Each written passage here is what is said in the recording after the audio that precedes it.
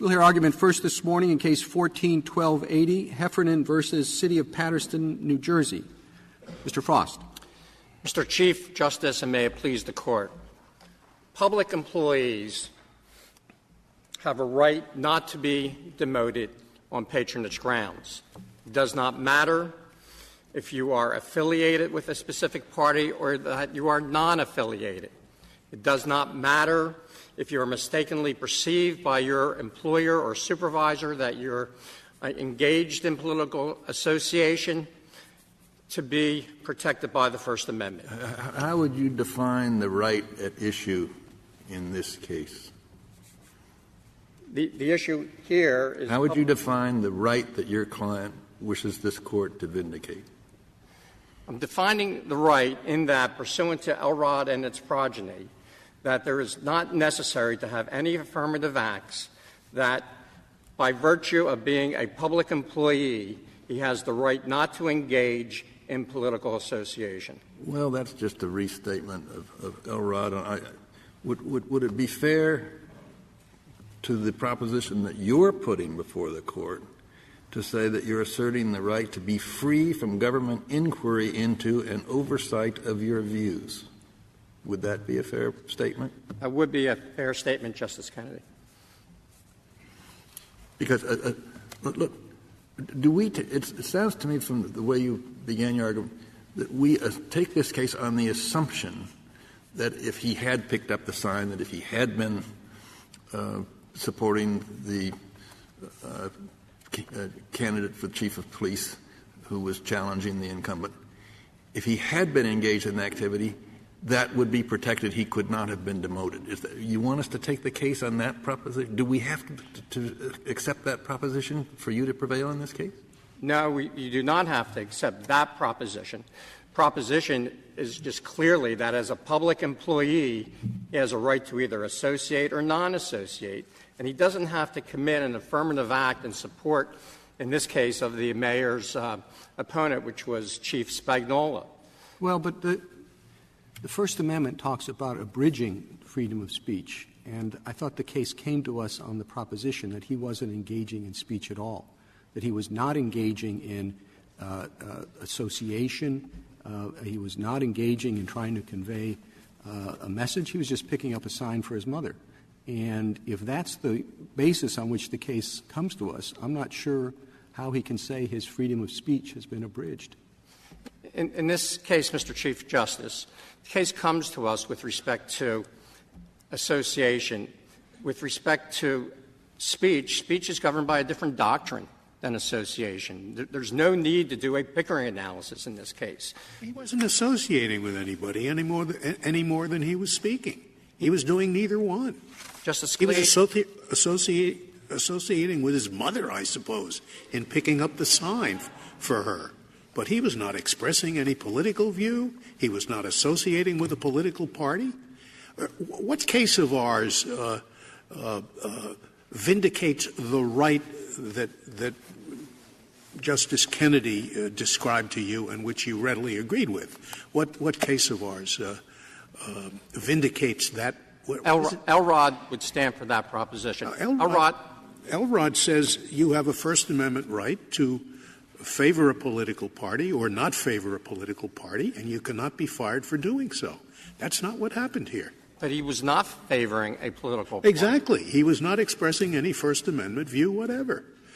I mean, he was fired for the wrong reason, but there's no constitutional right not to be fired for the wrong reason.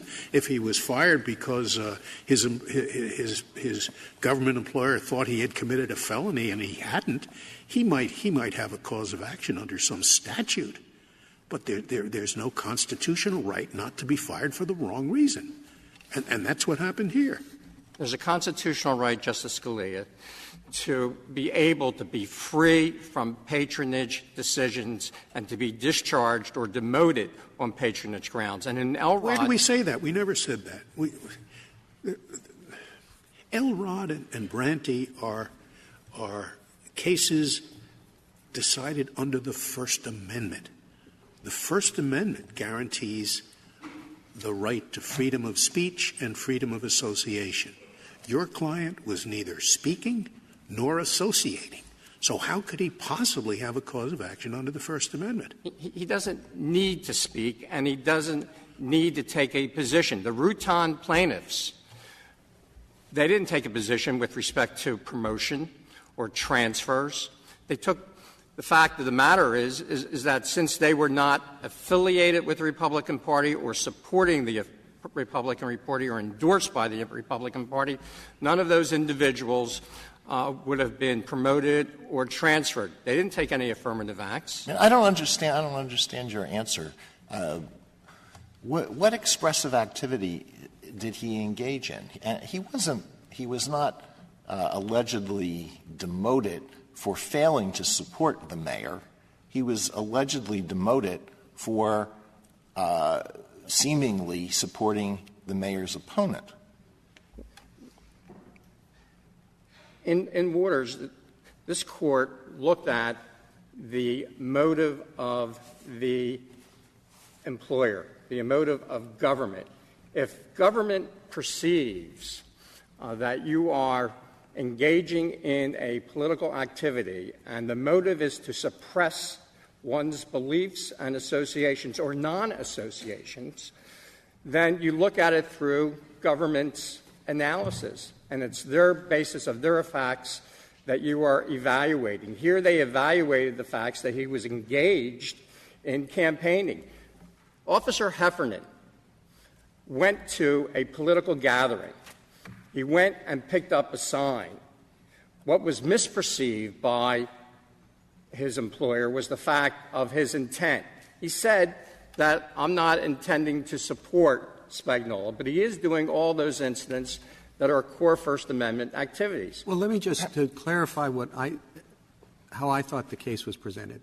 Let's say the employer comes in to Smith and says, Smith, I saw you getting a political sign, and you're fired. And Smith says, it wasn't me. I was off, in a different town then. In other words, it's a pure mistake of fact. Your answers, it seems to me, you try to get advantage of the fact that you could perhaps have argued this was expressive activity. Say, he was at a meeting, a political event, he was getting a sign. But your theory, I thought, didn't depend on that at all. It was simply a mistake of fact. And then, now, can the person who wasn't even there, can he bring a First Amendment challenge to his dismissal? Yes, Mr. Chief Justice. And the point that I was making. And again, but it's still not clear to me what is the right that he's asserting. And I'll back up while you're thinking about that. Can a local government say that all our employees must be neutral in campaigns and must not take part in campaigns? Well, they can vote, but they can't take part in a campaign, like the Hatch Act? Well, there are Hatch Acts. There was no provision here. Can the government insist on neutrality?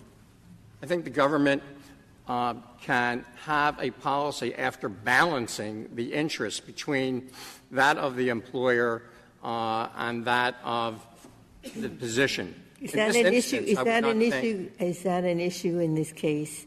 Is there any allegation that there was such a policy of neutrality, that no employee could engage in political activity? Justice Ginsburg, there was no such policy in this case involving. Sorry, I thought there was an unwritten policy. There was a policy that Chief Wittig said that existed with respect to members of his staff only. However, with respect to that policy, there's no testimony regarding that policy. In other words, the people that worked in the chief's office, there were 4 individuals who were officers. None of them ever heard of that policy. Also, that policy was never raised below in any of the motions for summary judgment or the motion before the Third Circuit twice. So we believe that that motion is waived. But to answer your question, Your Honor, is the fact that no one knew of this policy. So he could say he had a policy and he'd make reference to it, but it's just not supported by any evidence in this case. Is there a remedy for your client apart from this action under the First Amendment? Does he have civil service protections of any kind or I don't know, collective bargaining? Let's just say, what would happen if the boss comes in and says, you didn't turn off the lights last night, you're fired. Is there a way for him to say, I was on leave yesterday, it wasn't me? Well, that's not a constitutional violation for. No, my point is that maybe this shouldn't be a constitutional violation if there are adequate remedies to address what may or may not be a First Amendment issue. Mr. Chief Justice, there were no other remedies. Okay. There is a state of New Jersey has a state Civil Rights Act, which mimics 1983. Just because there's such a right doesn't mean that you can diminish the First Amendment and give up your First Amendment rights. So clearly we proceeded with the fact that there was a violation of the First Amendment just because it was created by the state. There is no civil What is for the New Jersey protection. Act? That's a strange act. It protects state employment only against First Amendment violations. No, it mimics. I can't imagine that. It must have other protections for state employees. With respect to the New Jersey statute, it's just identical to a 1983 cause of action. So it doesn't give you any additional rights. Officer Heffernan. How does it read? You have to violate the federal Constitution to get relief under New Jersey law? Do you have to? Yeah, that's what 1983 says. What does New Jersey law say? He proceeded in federal court. He has every right to proceed in federal court for a First Amendment violation. What does the New Jersey law say? You brought it up. I didn't bring it up. What does it say? New Jersey law, the statute just mimics a 1983 cause of action. So it says if you violate, you can't fire a state employee in violation of the federal Constitution. That's what the New Jersey law says. It's a strange law. You don't have the text of it, do you? I'm sorry? The text of the New Jersey law, so we can know what we're talking about. Sure. I mean, New Jersey law can't create substantive rights. So with respect to this matter, he's also not protected by civil service either. Well, Mr. Goldstein's brief says New Jersey law provides a statutory right of action for an attempt to violate an individual's civil rights. Is he wrong? An attempt to violate? Yeah. It is included in there, but that doesn't give you an exclusive right. You can't diminish his First Amendment rights. No, the question is not whether the New Jersey law somehow abrogates First Amendment rights. The question is whether he has an independent remedy under state law. That's the question I think that's being asked. He could have a remedy under state law. But in this instance, he pursued his First Amendment rights. How could he? If we say there's no First Amendment right, what civil right was violated? If what Mr. Goldstein says is the state of the law attempting to violate civil rights, what right, if we say there isn't the right not to associate? Well, if we say it doesn't exist, if you lose this case. If what doesn't exist, Justice Sotomayor? Just that, the right you're claiming. He has every right to bring this claim in federal court. And he may have broader substantive rights under New Jersey law. I would be somewhat surprised if that were not the case. The civil rights to which the New Jersey statute refers may refer to rights under the New Jersey Constitution or other New Jersey laws. They are New Jersey laws. But just because, again, it doesn't abrogate your First Amendment rights. So the fact it shouldn't matter whether or not he engaged, there could have been a violation of any type of New Jersey statute. It wasn't alleged in this case. It was never brought up by respondents in this case during any of the arguments in any of the briefs. And therefore, with respect to this matter, it's our position that he has every right to maintain this litigation with respect to violation of his First Amendment right. And here he is alleging that he has the right not to associate. And that right really stems from the fact that that this Court has considered in Elrod and its progeny. Furthermore, the Third Circuit makes its mistake in requiring Heffernan to actually engage in some type of political activity, campaigning. That's not necessary, as I've indicated with respect to Elrod and the Rutan plaintiffs.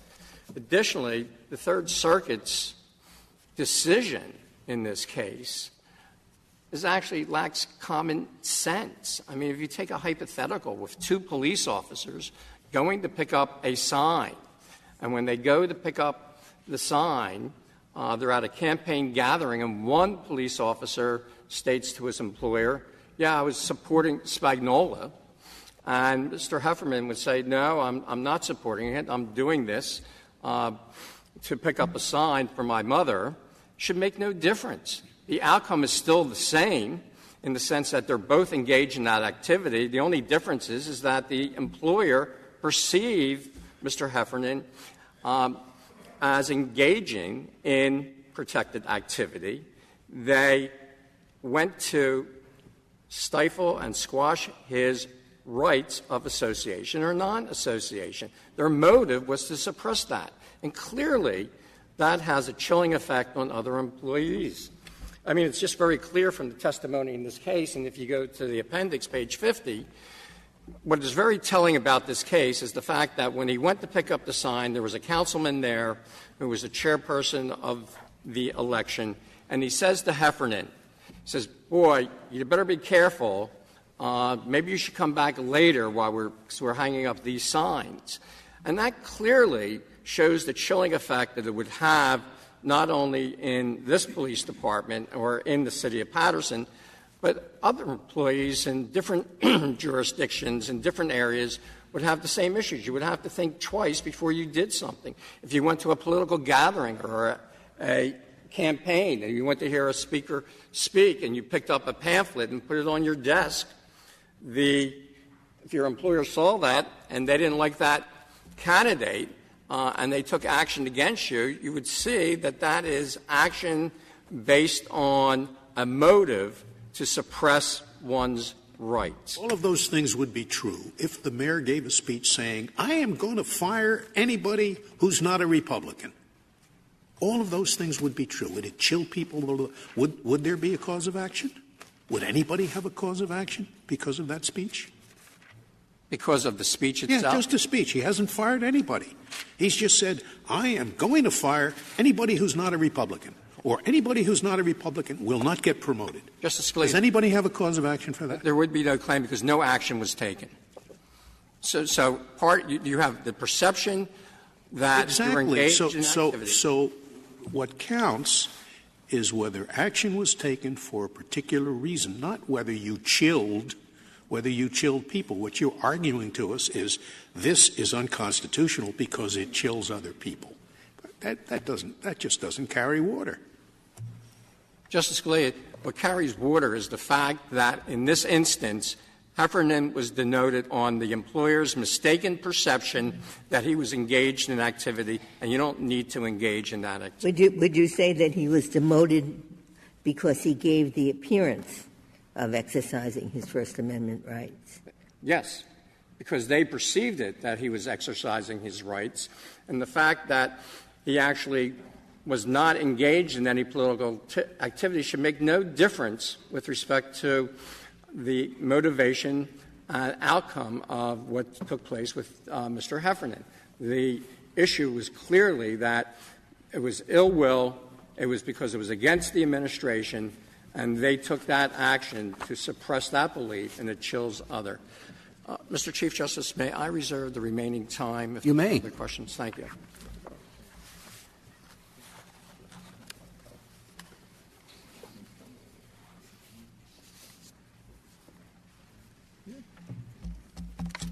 Ms. Anders? Mr. Chief Justice, and may it please the Court, I'd like to start with Justice Kennedy's question about how we define the right here. We think that Petitioner has a First Amendment right not to have adverse action taken against him by his employer for the unconstitutional purpose of suppressing disfavored political beliefs. He was directly injured by that. And what's your best case for that proposition? Well, we think that there are two aspects of this Court's case law, I think, that support that, and then I'd like to get back to your concern about probing of beliefs. But we think that the way that the Court defined the right at issue in Branty, in Rutan, and again in O'Hare demonstrates that an employee doesn't have to affirmatively exercise his First Amendment rights first. So in those cases, the Court said that the plaintiff can show a constitutional violation of the First Amendment simply by showing that the employer acted for the unconstitutional purpose of suppressing disfavored political affiliation. And those cases, Ms. Andrews, I missed what you said those cases were. So that was Branty. This is at 445 U.S. at 517, again in Rutan, and then in O'Hare, which is the government contract. You say in all of those cases no First Amendment right was being exercised, right? No. Is that your point? Well, I think actually in the Rutan case, there were three plaintiffs, and it wasn't clear actually whether they had engaged in any affirmative exercise of their First Amendment Was it clear right. that they had? So what the court said was that Was it clear that they hadn't?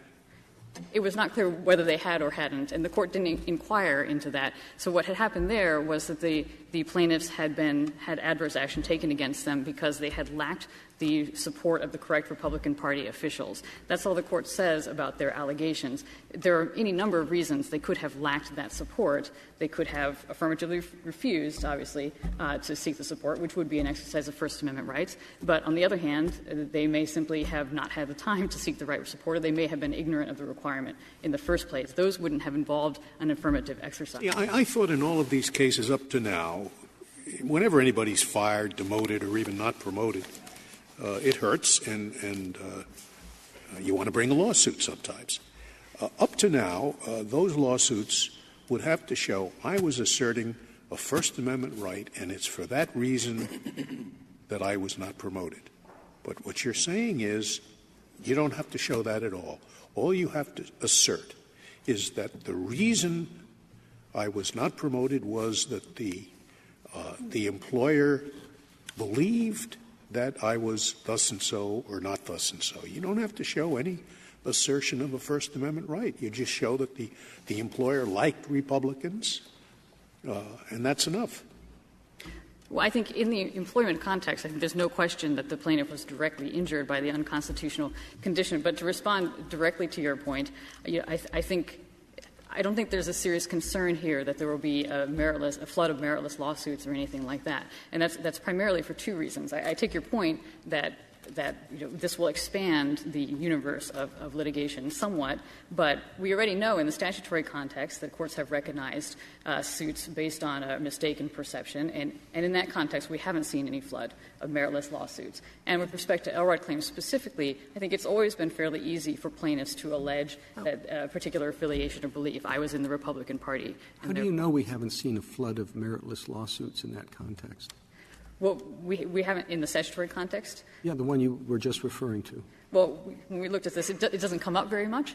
And when it does, it looks to us that courts have been able to use the standard technique. You're looking at the reported decisions rather than — you haven't done any survey to see how many complaints have been filed in this type of case. No, but when you look to reported decisions, what you see is that courts are able to use Twombly and Iqbal and summary judgment in order to get rid of claims where the allegations aren't plausible or there's no evidence. But I also think if the plaintiffs are going to have to allege that they actually held the beliefs in question, this is going to raise exactly the concern that Justice Kennedy mentioned earlier about oversight of beliefs, probing into beliefs. So this will affect all Elrod cases. So every time an Elrod case is brought, the defendant will have the incentive to say so are you saying there's a right to be secure from government oversight of your beliefs?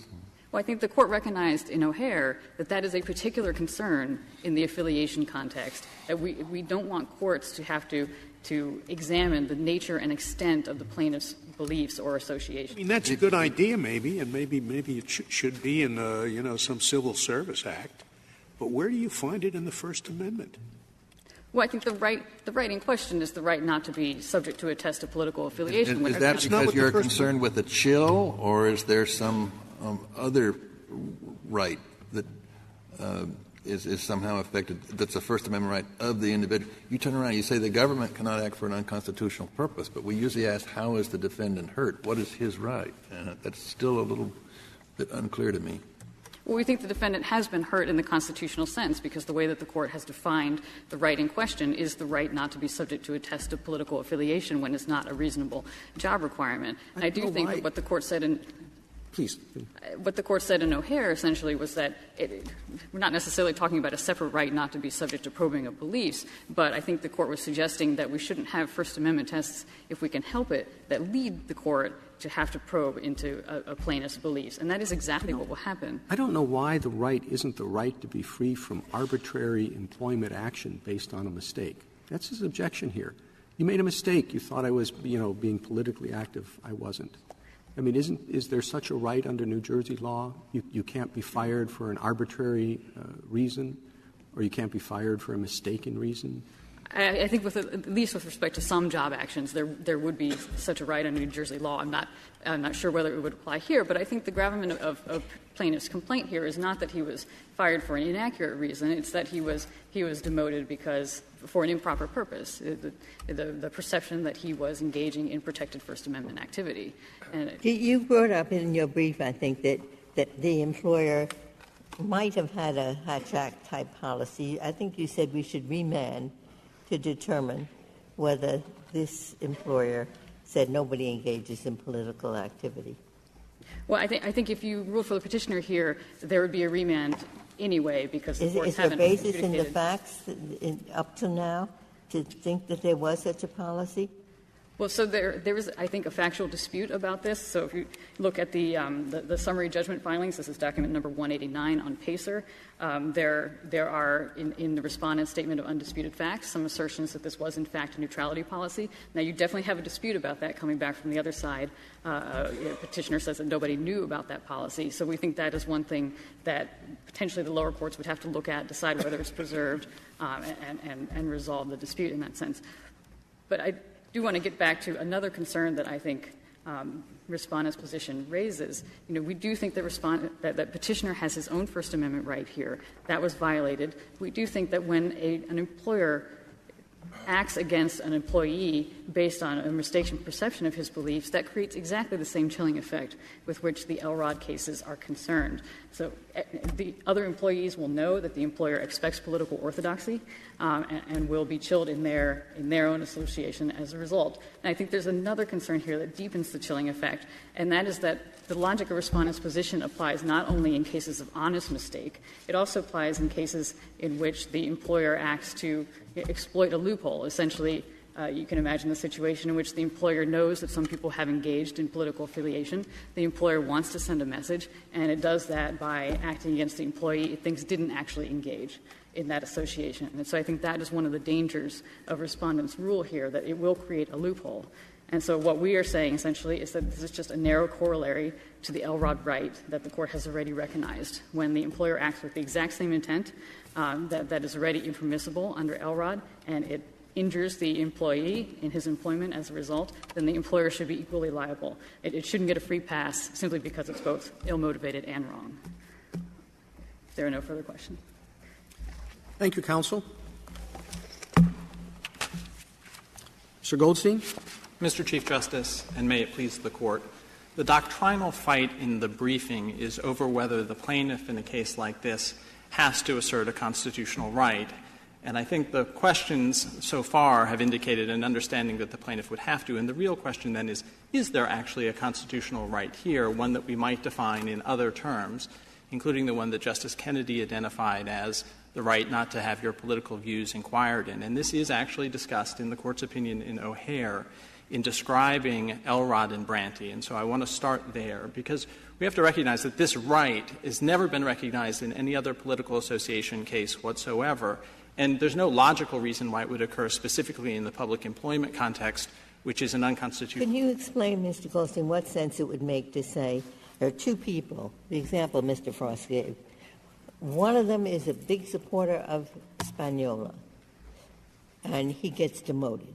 And the other is politically neutral, and he gets demoted because the employer thinks he's a supporter of the rival mayoral candidate. How could you make sense to a person of ordinary reason that one of them, the one who was in fact engaging in political activity, can't be demoted, but the other one who just was innocent, didn't do anything? Okay, sorry. I have to focus on really the precise wording of your hypothetical, but I think you may actually have something slightly different in mind, because you identified as the second employee one who is politically neutral. And the Court has said in cases like Elrod and Branty that the decision to remain neutral, that is, I see this candidate, I see that candidate, I'm going to just not choose between them because, for any individual reason, that's protected. That's a political choice. And in your precise hypothetical, both of those employees would have a claim. This case is different and critically different. The other side has quite consciously throughout the case made only two arguments. The first is that he was a supporter of Spagnola, and he's given up on that. And the second is that he had no association whatsoever. He didn't have any more association than I did. He was politically oblivious. And so, Justice Ginsburg, if you were to ask me that question, which is what difference, what sense does it make? The sense that it makes is one is exercising a constitutional right and one doesn't. So just to make sure I understand what you're saying, suppose there's somebody who comes into office and it's a Democrat, and he says, I want as many Democrats as possible in my office, no matter what jobs they're doing. Now, what you're saying is he can't demote or fire Republicans. He can't demote or fire people who have other political views, neither Democrat or Republican. But what he can do is he can get rid of anybody who's just politically apathetic. Is that your view? If that was actually the policy, then technically the answer to your question is yes under the First Amendment, and I'd like to explain why. I know it sounds anomalous. The reason is that those people, there is nothing in the First Amendment that says that the government can't encourage people to be politically active, and that is entirely the point of Elrod and Branty. So you encourage the person to be politically active and then fire him or her because they're politically active the wrong way? No, sir. So suppose the employee says, I don't like the evening news. I like science fiction. I don't know if I'm a Republican or a Democrat. I don't care. Right. He cannot be fired. What is his right? My point, Justice Kennedy, is that he may have a state law right. He does have a collective bargaining agreement right, but he doesn't have a First Amendment right because he's not engaging in First Amendment protected activity. I do. The government. Excuse me. Sorry. The government has a right to compel him to declare one way or the other? No, Justice Kennedy, and that brings us back to your question, and that is, does he have a right not to have an inquiry into his political views? And that is, of course, not a right that's been recognized in any other political association context. When the Court discussed it in O'Hara, it did it in a very specific and really important way, and that is it looked at cases like Elrod and Branty, which are general policies. And what the Court has said there is that when it's a sweeping policy, it's not necessary to inquire into individual political beliefs. And what those cases ought to be understood as is applications of First Amendment overbreadth doctrine. It is commonplace in First Amendment law that if you have a general rule, and the general rule will be unconstitutional as applied to some people, and the other people involved weren't asserting First Amendment rights, the policy can be facially unconstitutional, and we don't inquire into the individual standing of the plaintiff. And that's what happens in Elrod and Branty. It's not necessary to inquire into each individual employee. It is an entirely different — See, I had always thought that the idea behind those cases is a different one, that the idea has to do with why the government acted.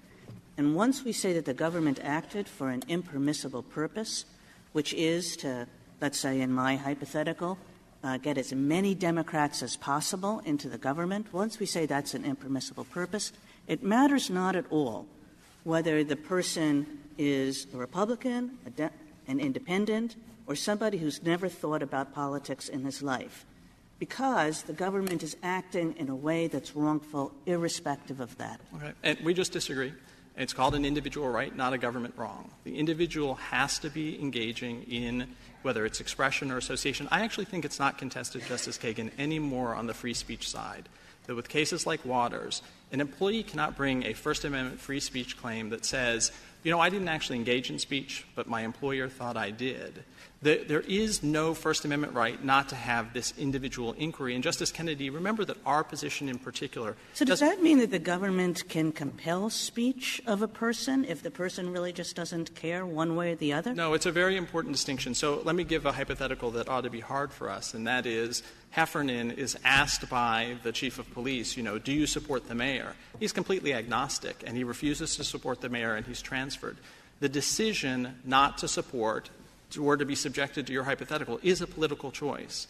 This case was framed by the plaintiff in a very specific way on purpose, and that is he disclaimed any such influence, any such pressure, any such choice that he was having to make. Now, the important piece on this question of inquiry is that our position only applies to a party that doesn't claim anything other than being politically apathetic. So, Justice Kennedy, there is no inquiry. Justice Kagan's quite right that if you have somebody who's an independent or a Democrat or Republican, the First Amendment doesn't care. But if the plaintiff is going to pursue a claim that says, I'm not engaged in association or speech, there's nothing to inquire into. Let's take a Title VII case, and the employer fires a woman because he thinks she's pregnant. She brings a sex discrimination case and alleges, well, I wasn't pregnant, I just was gaining weight. So does she has no sex discrimination claim then because she wasn't pregnant? No, Justice Ginsburg, the courts are divided. The position of the EEOC is that she would have a claim. I just think it's a good point for us that Congress can write laws that recognize such regarded as claims. Those statutes focus on the employer. The employer cannot discriminate on the basis of sex. Right. And that employer was doing that. The First Amendment does not focus on the government. It focuses on the citizen. The citizen has a right to free speech and free association. So that's the difference between the two cases. It will not surprise you that I agree, Justice Scalia. Justice Kagan, if we could just take this outside the public employment context, and the reason I want to do that is that we ought to be able to agree that the First Amendment rights aren't greater associational rights there. The Court has pointed out that there's a greater federalism interest in managing the public employment workforce, and also that this is an unconstitutional conditions case. But just imagine the following simple hypotheticals that relate just to this case. Imagine that the chief of police, with the same motivation, went up to Heffernan as he went to pick up the sign, grabbed the sign, and tore it up. Or imagine that Heffernan was stopped from entering a parade in favor of Spagnola, but what he was actually trying to do was just cross the street. Or he went to the building where it is that Spagnola had his headquarters, and the chief of police stopped him from going in, but he was actually going to his lawyer's office. Those are all the exact same motivation. And I don't think there's any way the Court would recognize such a claim. It's a very sympathetic claim, okay? I get the fact that we are very concerned that public employees not be transferred or demoted, but we have other laws and other regimes that fill that gap. What is the other law here? What relief does he have? He has two forms of relief. The first is the collective bargaining agreement. I will tell you that it is not in the record, but it is judicially noticeable. It is a public document. It's available on the government websites of the state of New Jersey, and it is exactly what you would expect. In fact, it's a little bit broader. It says that if you have an employment action that is inequitable, it is grievable. The second thing is the attempt provision, which was discussed, and Justice Alito is right that there are broader civil rights under New Jersey law. And this just makes sense. The Court in cases like— do you agree that the petitioner is entitled to relief under that provision of the collective bargaining agreement? If his allegations of the facts are correct, yes. In your hypothetical about stopping the person from crossing the street or they think entering the parade, the individual has no right to insist that the government doesn't make a First Amendment judgment about his activities? That's correct. Justice Kennedy— In other words, the individual in the citizen of the United States have no right, have no injury, have no interest in making sure the government doesn't evaluate everything they do from a political standpoint? I think they have an interest, Justice Kennedy. I'm not saying that. We are concerned that people be able to have conscience, that they be able to make their own personal and private judgments. But what we're talking about here, in a context in which there's a real concern that I would like to talk about whether it will interfere with the management of local government, that it's an affirmative constitutional right. It's a violation of the First Amendment. Now, the reason you ought to be concerned, Justice Kennedy, is there's another side of the coin. Take it from the perspective of the supervisor. If this right is recognized, which is to say the plaintiff need not have engaged in any association, then the supervisor's expression of political views may well be chilled because he has to worry that any employee can say, look, I was regarded as politically active. If I could just give you this case again, and that is take the sign out of it. The plaintiff says he was well known as a Spagnola friend and supporter, okay? Imagine that that's discussed in the chief of police's office. But the chief of police thinks that Heffernan really should be transferred, okay? The Chief, if the petitioner is right here, really has to worry, because if it's discussed, then there's every reason that Heffernan can just bring a lawsuit saying, look, I wasn't actually involved in the campaign, but you did it because he was my friend. And that is a very significant consequence for the individual rights. Now, if we didn't have other protections that get to the concern about conscience, I could see the case being even stronger. We know that you can't — let's assume in this particular position you can't be fired because you're a Republican or a Democrat. And that's what they do. But that the person did not engage in that activity. He still is in the position of the government ascribing to him a political belief that he does not have. Justice Kennedy, that's right. The government thinks a lot of things about me, okay? Some of them are not very nice, I imagine, and some are about my politics and that sort of thing. But there is not a constitutional right to have the government not think something about you. Just remember as well — Here they thought and they acted. Okay, we're to act, Justice Kennedy. It's not just something. Okay. It's the government is taking action against a person because the government thinks that that person is exercising First Amendment rights. And I thought, unlike Justice Scalia, that the thrust of the First Amendment is operating on government. It says, government, thou shalt not act on the basis of someone's expression, speech, or belief. Well, essentially, all of the rights, individual rights in the Constitution, other than the anti-slavery provision, require state action. They all talk about what the government can't do. But what the government — So here the government acted, no question. They demoted the person. This was a detective, and they put him back on the beat. So the government acted. Why did they act? Because they thought that this person was engaging in political activity. Well, Justice Ginsburg, let me just say that I don't think it's contested after the petitioner's reply brief. You described this in First Amendment terms, that if this was a speech case, which it used to be, rather than an association case, he would lose.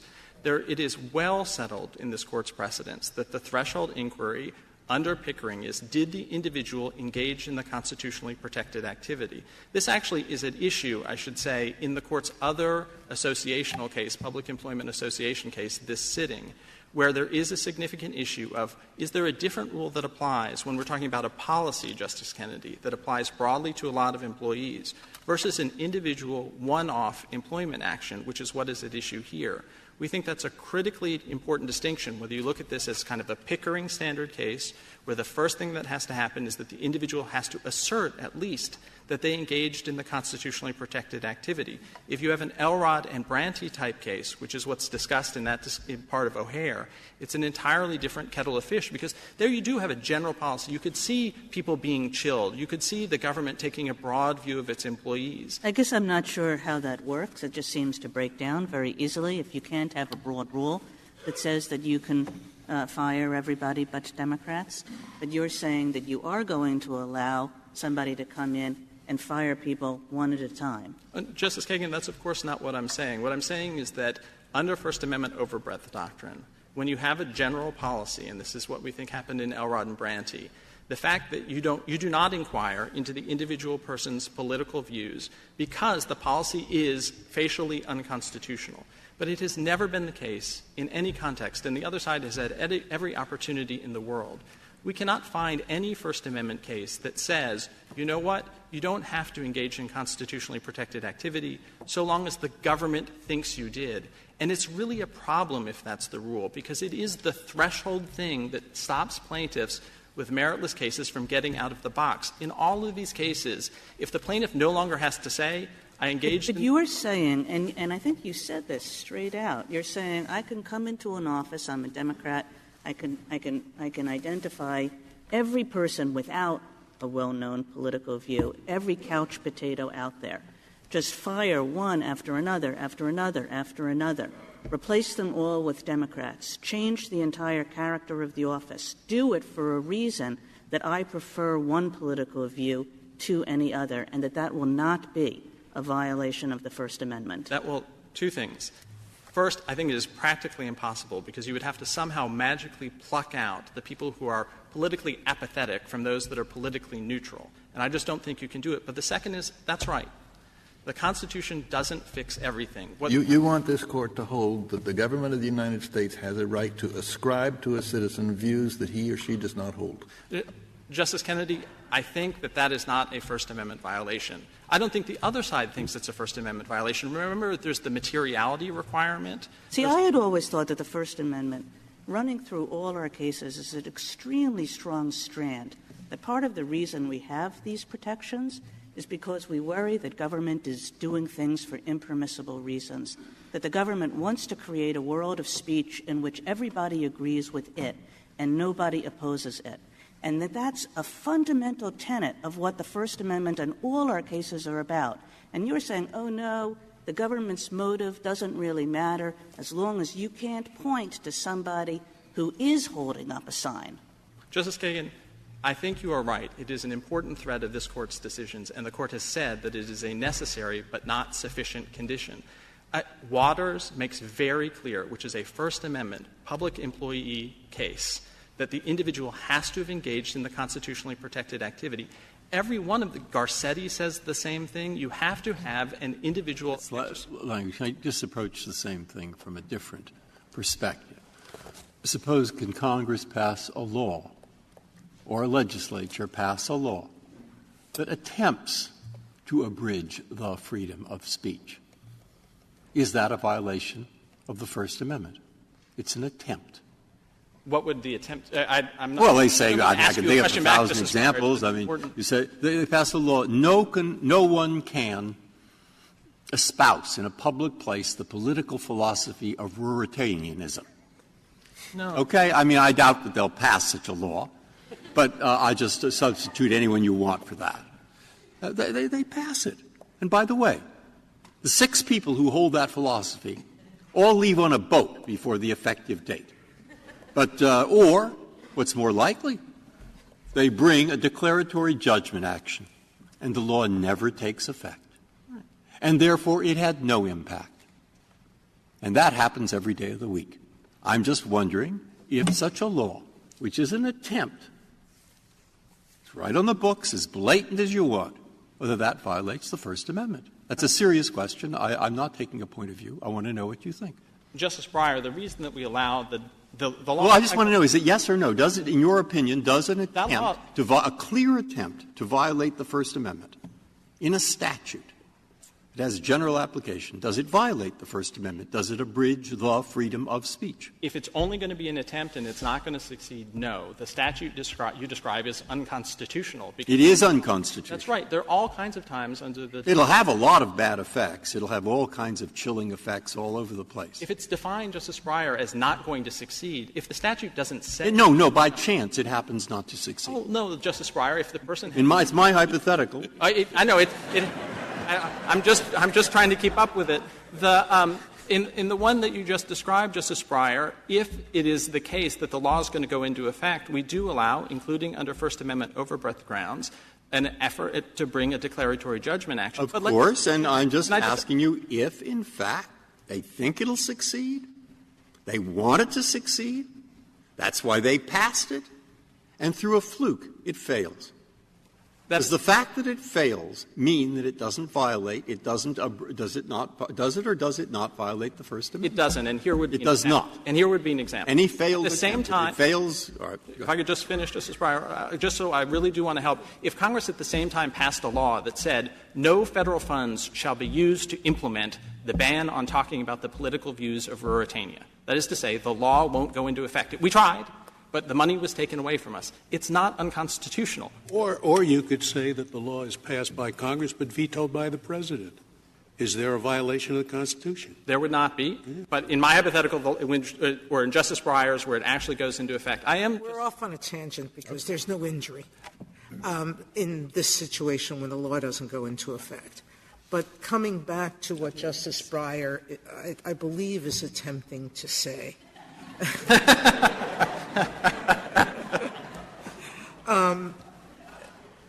I don't know, Mr. Goldstein, that I understand either, and I think Justice Kagan asked you this.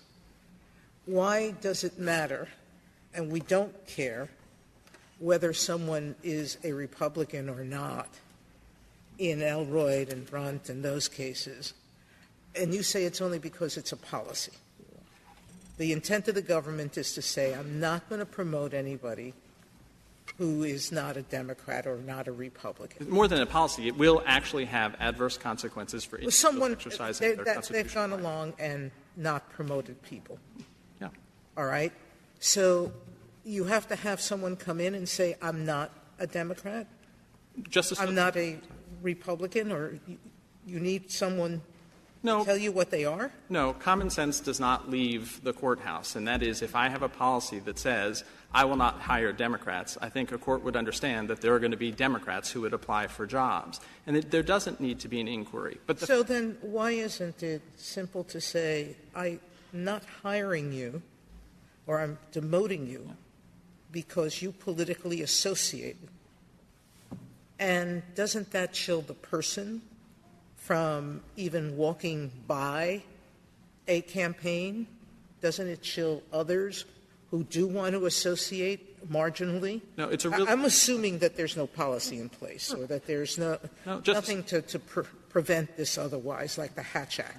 I think it's a really important point on the question of chilling, because Elrod and Branty and the rules that also, and O'Hare, which is a one-off case, do say that you can't do this for political purposes if the person is actually exercising a constitutional right.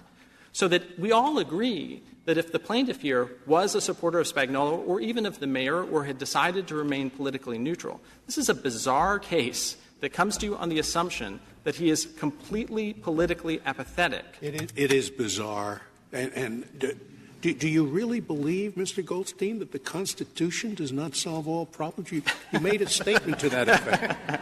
Do you really believe that? No, but it doesn't solve every problem. No, but I do think that there is a concern that comes into play. And so I do not mean to demean the concern about the government having a sense of what individuals' political views are.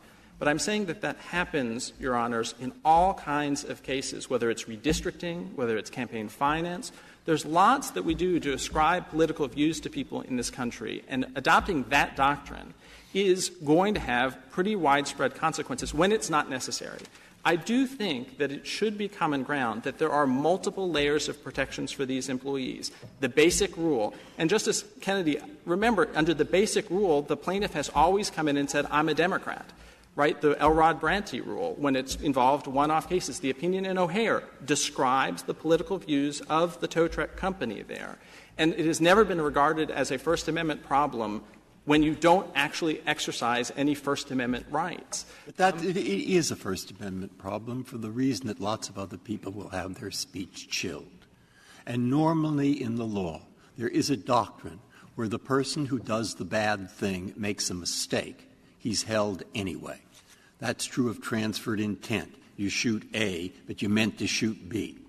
It's true of attempts generally. It's not true of the Constitution. Why not? That is to say, I would think that a statute that has a chilling effect on the speech of millions of people, but is directly aimed at A, B, and C, if because of some fluke, A, B, and C are not themselves injured, nonetheless everybody else is, and it would still violate the First Amendment. That, I think, is what you have here, which is why I raised my point. Great. Justice Breyer, and if you would just contrast in your own mind the statute that affects millions of people versus the beat cop who talks to one person in terms of its chilling effect, because First Amendment overbreadth doctrine was born because of your hypothetical. The concern that a broad policy or statute will have widespread effects, that is not anything like this. We have a guy. Do you know of any case in which we have relied on chilling effect where what was at issue was a one-off like this one, as opposed to a general policy which had a chilling effect? I don't know of any case. To the contrary, I can tell you that in both Waters and Garcetti versus Ceballos, the Court said, look, we recognize the rule that's being proposed to us. So in Waters, it was the idea that the employer's views wouldn't matter. It would just be whether the speech was protected. In Garcetti, it was the question of whether it was the public employer speech. And the public employee's argument in both those cases is that, look, these rules are going to chill speech because they are of uncertain boundaries. We need to have wide-ranging expression.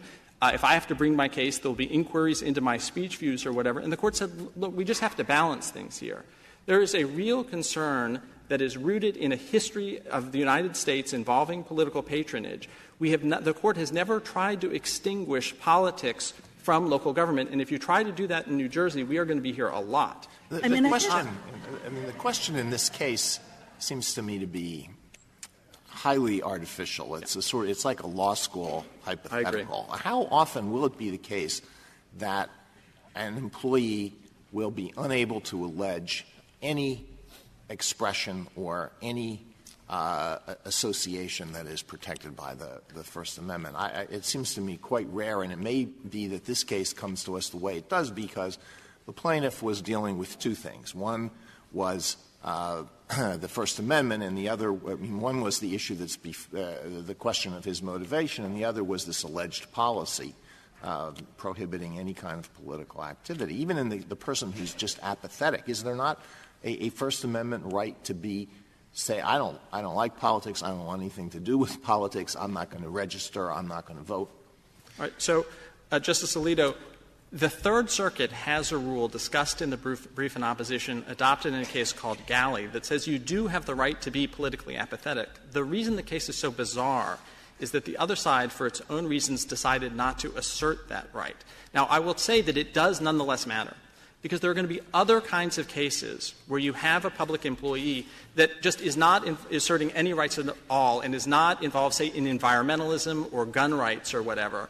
And the public employer, if it's thought just to have perceived the employee as having been involved in some association, then is subject to a claim. And our real — Sorry, you have to show some facts to draw that inference. And you just can't say, I'm involved in this and the employer fired me because of that. Well, you have to show some connection between the firing and the political belief. I would just take you back to my hypothetical of getting rid of the sign. And his political view, his support of Spagnola is discussed in the chief's office, right? And then he has to be reassigned. And the chief has to really worry that he's going to be sued. My point is this. The set of cases that you have to be concerned with, there have been no other cases we've been able to identify like this one, is very small. But the downside risk is significant. Mr. Goldstein, if somebody had come into me before today's argument and just said, does the First Amendment prevent the government from punishing a person because that person does not share the government's views, I would have said, well, yes, of course the First Amendment protects that. That's the whole point of the First Amendment. And now you're telling me, no, the First Amendment does not prevent the government from punishing a person because that person doesn't share the government's views, unless that person is actively opposed to the government's views. But if that person just really could not care less, which a lot of people in this country could not care less, they don't vote, they don't pay attention, they wouldn't know who was running. But the government can punish that person because that person doesn't share the government's views. And I would have said, that is one strange doctrine. It may be that I have not persuaded you in this case. I will say, Justice Kagan, what you asked is, can the government do it? The government cannot, because there are lots of other protections. And remember, if the person is politically neutral, it is the case that the right of political association is the right of political association. If you aren't engaging in it, you aren't actively pursuing the right in any way, or even if you aren't active about it. Thank you, counsel. Mr. Frost, you have a minute left. Thank you, Mr. Chief Justice. A couple of points that I want to make. With respect to declaring one as a neutral, if Heffernan was engaged in political activity and said, I'm supporting Spagnola, of course he would be protected by the First Amendment. What I'm hearing is that if he said, I'm neutral, he would be covered, he would be protected. I see little difference between being neutral and being agnostic in the sense that I'm not taking a position. I'm so totally confused. I know it was the way it was presented to us, but I thought he testified that he had made a choice not to get involved in the campaign, but that Spagnola was his friend, and he supported him. So he wasn't neutral. He just wasn't engaging in associational conduct by choice. That's what I thought. That's correct, Justice Sotomayor. And the point that I was trying to make was the fact that in this case he was not going to be exercising his right to vote or campaign for him, But clearly he engaged in what we would consider core First Amendment activity by picking up that sign. The mistake that the employer made was actually one that they perceived him as actually campaigning on behalf of Spagnola, and that should make no difference for the simple reason that with respect to that activity, it's because the court sees that the government is acting for an impermissible purpose, and Thank that you, was counsel. suppressed. Thank you, counsel. The case is submitted.